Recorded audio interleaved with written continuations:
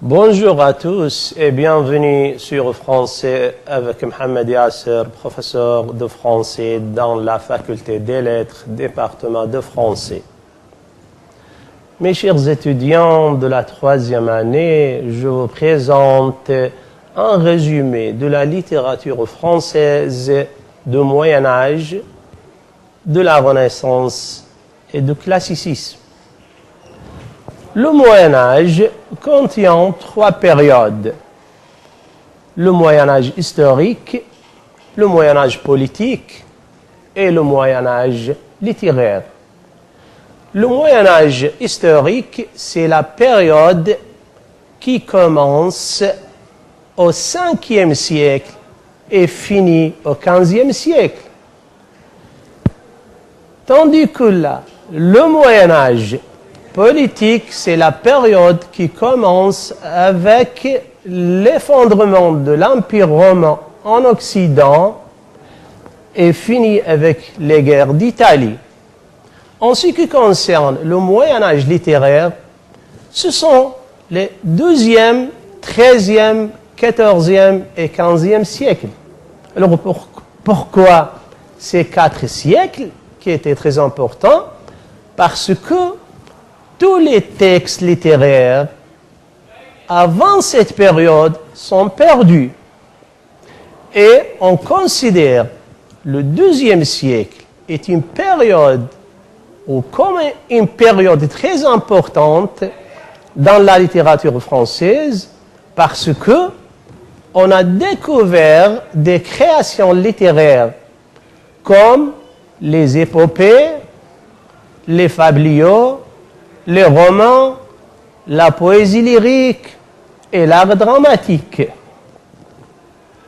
Mes chers étudiants, le Moyen-Âge littéraire contient aussi la formation de la langue française, où les Français parlaient la langue d'Oï au nord de la France et la langue d'Oc au sud de la France. Il y a aussi, à cette époque-là, 7 dialectes. Mais le dialecte qui s'appelle le francien, c'est le francien qui dominait sur les autres dialectes à cette époque-là. Reste à savoir, mes chers étudiants, que la littérature épique, la littérature aristocratique et la littérature bourgeoise font partie de la littérature française du Moyen-Âge. La littérature épique contient les épopées qui fleurissent au XIe siècle et XIIe siècle sous le nom des chansons de geste. Et la chanson la plus ancienne et la plus connue dans la littérature française, c'est la chanson de Roland. Et bien que l'écrivain de cette chanson soit anonyme, mais il y a 3 hypothèses pour connaître l'écrivain de cette chanson.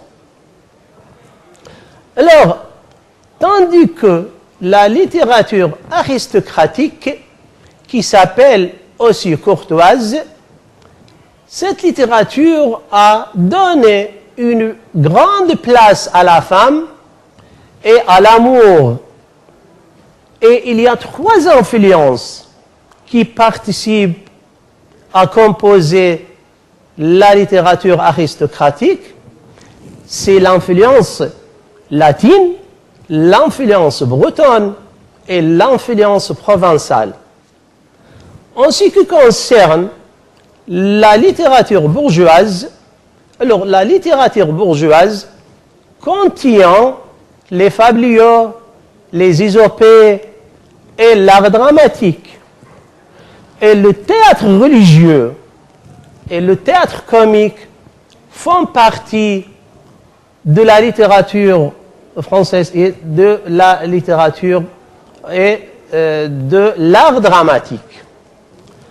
Alors, après cette période, et à la fin du Moyen Âge, la France a connu des crises qui touchent toute la société française. Mais les hommes de lettres français, à cette époque-là, peuvent surmonter ces crises et ils trouvent en Italie et en Allemagne des ressources qui participent à enrichir la littérature française. Alors, et ça, c'est la Renaissance. Et ça, la Renaissance. Cela est la Renaissance. Parmi les écrivains de la Renaissance, on peut nommer François Rabelais, qui était un écrivain humaniste de la Renaissance. La Pléiade, qui était un groupe de 7 grands poètes français de la Renaissance, et Michel de Montaigne, qui était un écrivain humaniste aussi, et qui a donné à l'humanité et aux hommes une haute leçon de sagesse. Alors, au XVIIe siècle, c'est l'apparition du classicisme. Le classicisme est un mouvement littéraire, culturel et artistique. Ce mouvement était basé sur la raison. Parmi les grands écrivains du classicisme, on peut nommer Jean de La Fontaine, Corneille, Boileau, Madame de Lafayette. Alors, mes chers étudiants, voilà tout ce qui concerne le résumé de la littérature française du Moyen-Âge, de la Renaissance et du classicisme. J'espère de vous rencontrer avec un autre cours, et merci beaucoup de votre attention. À bientôt.